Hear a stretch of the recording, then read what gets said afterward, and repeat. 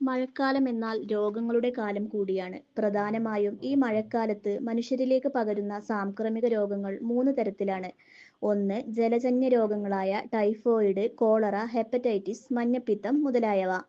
2. വായുജന്യ രോഗങ്ങളായ viral പനി, കഫക്കെട്ട്.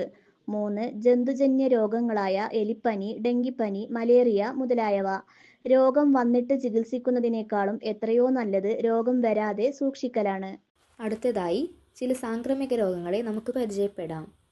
Cholera. ജലത്തിലൂടെ പകരുന്ന രോഗങ്ങളിലൊന്നാണ് കോളറ. വിബ്രിയോ കോളറേ എന്ന ബാക്ടീരിയയാണ് രോഗം പരത്തുന്നത്. വൃത്തിഹീനമായ ചുറ്റുപാടുകളിൽ നിന്നും ലഭിക്കുന്ന വെള്ളം, ആഹാരം എന്നിവയിലൂടെയാണ് ഈ രോഗങ്ങൾ ശരീരത്തിലെത്തുന്നത്. ശരീരത്തിൽ കിടക്കുന്ന ഇവ കോളറ ടോക്സിൻ എന്ന വിഷവസ്തു ഉൽപ്പാദിപ്പിക്കുകയും ചെയ്യും. ഈ വിഷവസ്തുവാണ് വയറിളക്കത്തിനും ഛർദിക്കും കാരണമാകുന്നത്. മനുഷ്യരുടെ മലവിസർജനം വഴി പുറത്താക്കുന്ന ഈ ബാക്ടീരിയകൾ കുടിവെള്ളത്തിൽ കലരുകയും അതിലൂടെ രോഗം പകരുകയും ചെയ്യുന്നു. ഈച്ചയും ഈ രോഗം പരത്തുന്നതിൽ പ്രധാന പങ്ക് വഹിക്കുന്നുണ്ട്. ഛർദിയും വയറിളക്കവും ഉണ്ടാവുന്നത് കൊണ്ട് ശരീരത്തിൽ നിന്നും ധാരാളം ജലം നഷ്ടപ്പെടുകയും രോഗി ക്ഷീണിക്കുകയും ചെയ്യുന്നു. രക്തസമ്മർദ്ദം കുറയുകയും തലക്കറക്കവും നാവിനും ചുണ്ടുകൾക്കും ഉണ്ടാകുന്ന വരൾച്ച, കണ്ണുകൾ താണുപോകുക, ബോധക്കേട് എന്നിവ കോളറയുടെ ഗുരുതരമായ രോഗലക്ഷണങ്ങളാണ്. ആരോഗ്യമുള്ള ഏതൊരാളെയും മണിക്കൂറുകൾക്കകം തീർത്തും അവശനാക്കുന്നതിനും അയാളുടെ മരണത്തിനും വരെ കോളറ കാരണമാകുന്നുണ്ട്. ഡെങ്കിപ്പനി മൺസൂണിൽ ഒരാൾക്ക് വരാൻ സാധ്യതയുള്ള ഏറ്റവും സാധാരണമായ രോഗമാണ് ഡെങ്കിപ്പനി. ശുദ്ധജലത്തിൽ പെറ്റുപെരുകുന്ന പകൽ കടിക്കുന്ന കൊതുകായ ഈഡിസ് ഈജിപ്തി എന്നും വിളിക്കപ്പെടുന്ന ടൈഗർ കൊതുകാണ് ഇത് പരത്തുന്നത്. നിങ്ങളെ കടിക്കുന്ന ഇത്തരം കൊതുകുകളെ അകറ്റാനും രോഗകാരണമായ രോഗാണുക്കളെ കൈമാറാനും ഒരു റിപ്പല്ലന്റ് ജെൽ പ്രയോഗിക്കാൻ എപ്പോഴും നിർദ്ദേശിക്കപ്പെടുന്നു. ഡെങ്കിപ്പനിയുടെ ഏറ്റവും സാധാരണമായ ലക്ഷണങ്ങൾ ഉയർന്ന പനി, തണർപ്പ്, തലവേദന, കുറഞ്ഞ പ്ലേറ്റ്ലെറ്റുകൾ, ഹൈപ്പർ സെൻസിറ്റിവിറ്റി, വീർത്ത ലിംഫ് നോഡുകൾ എന്നിവയാണ്.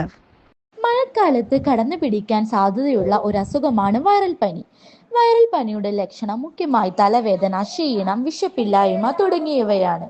പനി ഒരു രോഗമല്ലെന്നും മറിച്ച് രോഗലക്ഷണം മാത്രമാണെന്നും ശരീരം സ്വയം സൃഷ്ടിക്കുന്ന ഒരു പ്രതിരോധ മാർഗം മാത്രമാണ് പനി എന്നത് മനസ്സിലാക്കുക. തുറസായ അന്തരീക്ഷത്തിൽ നിന്ന് വളരെ ലഘുവായ ഭക്ഷണം മാത്രം കഴിച്ച് പൂർണ്ണമായും വിശ്രമത്തിലൂടെ മാറ്റിയെടുക്കാവുന്നതാണ് പനി. സാൽമണല്ല ടൈഫി മൂലമുണ്ടാകുന്ന ഒരു ബാക്ടീരിയ അണുബാധയാണ് ടൈഫോയിഡ്. ഇത് ലോകം മുഴുവനായി കാണപ്പെടുന്ന പകർച്ചവ്യാധിയാണ്. ഇത് സാധാരണയായി മലിനമായ ഭക്ഷണത്തിലൂടെയും വെള്ളത്തിലൂടെയും പടരുന്നു. ടൈഫോയിഡിന്റെ പ്രധാന ലക്ഷണങ്ങൾ: ആഴ്ചകളോളം നീണ്ടു നിൽക്കുന്ന ഉയർന്ന പനി, തലവേദന, വയറുവേദനയും അസ്വസ്ഥതയും, ബലഹീനതയും ക്ഷീണവും, വിശപ്പില്ലായ്മയും ഭാരക്കുറവും, വയറിളക്കം അല്ലെങ്കിൽ മലബന്ധം, ചെറിയ പിങ്ക് പാടുകളുള്ള ചുണങ്ങ്. ടൈഫോയിഡ് പനി പ്രധാനമായും മലം വാമൊഴി വഴിയാണ് പകരുന്നത്. അവിടെ രോഗബാധിതനായ വ്യക്തിയുടെ മലം അല്ലെങ്കിൽ മൂത്രത്തിൽ നിന്നുള്ള ബാക്ടീരിയകൾ ഭക്ഷണത്തെയും വെള്ളത്തെയും മലിനമാക്കുന്നു. മോശം ശുചിത്വവും അപര്യാപ്തമായ മലിനജല നിർമ്മാർജ്ജനവും, മലിനമായ ജലസ്രോതസ്സുകൾ, രോഗബാധിതരായ വ്യക്തികൾ ഭക്ഷണം കൈകാര്യം ചെയ്യുന്നത്, വൃത്തിഹീനമായ സ്ഥലങ്ങളിൽ നിന്ന് ഭക്ഷണം കഴിക്കുന്നത് എന്നിവയിലൂടെയെല്ലാം ടൈഫോയിഡ് പനി പ്രധാനമായും പകരുന്നു. ചിക്കുൻഗുനിയ വ്യാപിപ്പിക്കുന്നത് കൊതുകുകളാണ്. ചിക്കുൻഗുനിയയുടെ ലക്ഷണങ്ങൾ: ജ്വരം, കൈക്കാൽ വേദന, ക്ഷീണം, തൊലിപ്രകോപനം. ജപ്പാൻ, ചൈന, റഷ്യ, തെക്കുകിഴക്കൻ ഏഷ്യൻ രാജ്യങ്ങൾ, ഇന്ത്യ, പാകിസ്ഥാൻ ഉൾപ്പെടുന്ന തെക്കു ഏഷ്യൻ രാജ്യങ്ങൾ എന്നിവിടങ്ങളിൽ സാധാരണയായി കാണപ്പെടുന്ന ഒരു രോഗമാണ് ജപ്പാൻ മസ്തിഷ്ക ജ്വരം. ലോകാരോഗ്യ സംഘടനയുടെ ഔദ്യോഗിക കണക്കുകൾ പ്രകാരം ഒരു വർഷം ഏകദേശം 10,000 മുതൽ 20,000 ആളുകൾ വരെ ഈ രോഗത്താൽ ബാധിക്കപ്പെടുന്നു. സാധാരണയായി മൺസൂൺ കാലത്തോടനുബന്ധിച്ചാണ് ഈ രോഗം കൂടുതൽ ആളുകളെ ബാധിക്കുന്നത്. സ്വാഭാവികമായും രോഗവാഹികരായ കൊതുകുകളുടെ സാന്ദ്രത ഈ കാലയളവിൽ വർദ്ധിച്ചു കാണപ്പെടുന്നു. കൊതുകിലൂടെ പകരുന്ന ഒരു വൈറസ് രോഗമാണ് ജപ്പാൻ മസ്തിഷ്ക ജ്വരം. ഫ്ലോവി വൈറസ് കുടുംബത്തിലെ ഒരിനമാണ് രോഗഹേതുവായ കീടാണു. ഇത് പന്നികളിലും ജലാശയങ്ങളോട് ചേർന്ന് ജീവിക്കുന്ന പക്ഷികളിലും സാധാരണയായി കാണപ്പെടുന്നു. ഈ ജന്തുക്കളിൽ നിന്നും ക്യൂലക്സ് വർഗത്തിൽപ്പെട്ട കൊതുകുകൾ വഴിയാണ് മനുഷ്യരിലേക്ക് എത്തുന്നത്. ഇത്തരം കൊതുകുകൾ മഴക്കാലത്ത് പെരുകുന്നത് ഈ കാലയളവിൽ രോഗസാധ്യത 10 മടങ്ങ് വർദ്ധിപ്പിക്കുന്നു.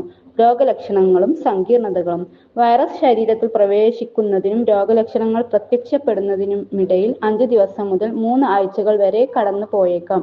കുട്ടികളുടെ ആർജിത പ്രതിരോധശേഷി പൊതുവിൽ കുറവായതിനാൽ അവരെയാണ് രോഗം പെട്ടെന്ന് ബാധിക്കുന്നത്.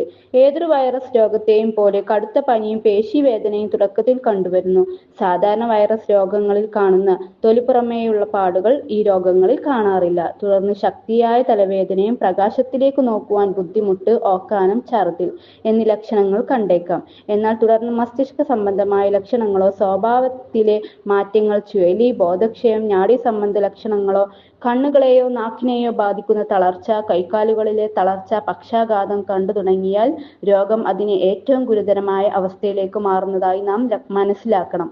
ഈ അവസ്ഥ തുടർന്നാൽ രോഗിക്ക് മരണം പോലും സംഭവിക്കാം. ലെപ്റ്റോസ്പൈറോസിസ് എന്ന രോഗത്തിന്റെ പൊതുപേരാണ്. ഇത് ഒരു ബാക്ടീരിയൽ രോഗമാണ്.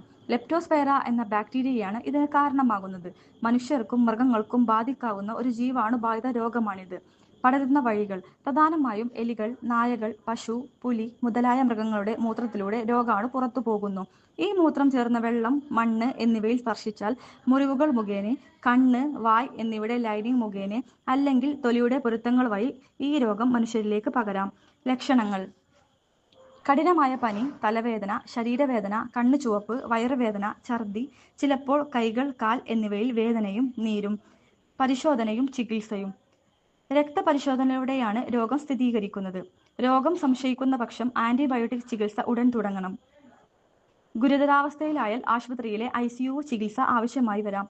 തിരിച്ചറിയാനും തടയാനും: മഴക്കാലത്ത് സുരക്ഷിതമായ ജലം മാത്രമേ ഉപയോഗിക്കാവൂ. മലിനജലത്തിൽ നടക്കുമ്പോൾ ബൂട്ടുകൾ ധരിക്കുക. പരിസരങ്ങൾ ശുചിയായി സൂക്ഷിക്കുക. എലികളിൽ നിന്നും സംരക്ഷണം നേടുക. ജനങ്ങൾക്ക് മുൻകൂട്ടി പ്രതിരോധ ഗുളികകൾ നൽകുക. എലിപ്പനി ഒരു അപകടകാരിയായ പക്ഷേ ചികിത്സയിലൂടെ ചികിത്സിക്കാവുന്ന ബാക്ടീരിയൽ രോഗമാണ്. ശരിയായ സമയത്ത് ശ്രദ്ധയും ചികിത്സയും ഉണ്ടായാൽ രോഗം പൂർണ്ണമായി സുഖപ്പെടുത്താം. വയറിളക്കം ഒരു താൽക്കാലിക അവസ്ഥ മുതൽ ജീവൻ അപകടപ്പെടുത്തുന്ന ഒരു ആരോഗ്യ പ്രശ്നമാണ്. ഡയറിയ അല്ലെങ്കിൽ അതിസാരം എന്നത് ദിവസത്തിൽ 3 അതിലധികമോ തവണ ദ്രവ സ്വഭാവത്തിലുള്ള മലവിസർജനമാണ്. ഇതിന്റെ പ്രധാന കാരണങ്ങൾ മലിനമായ ഭക്ഷണവും കുടിവെള്ളവുമാണ്. വൈറസ്, ബാക്ടീരിയ, പാരസൈറ്റ് എന്നിവ വയറിളക്കമുണ്ടാക്കുന്നു. പ്രധാന ലക്ഷണങ്ങളായി വയറിളക്കം, വയറുവേദന, ഛർദി, ക്ഷീണം, വായുണങ്ങൽ തുടങ്ങിയവ കാണപ്പെടുന്നു. ശരീരത്തിൽ നിന്നും അധികമായി ദ്രാവകങ്ങളും ലവണങ്ങളും നഷ്ടപ്പെടുന്നതിനാൽ ഡീഹൈഡ്രേഷൻ ഒരു പ്രധാന ആശങ്കയാണ്.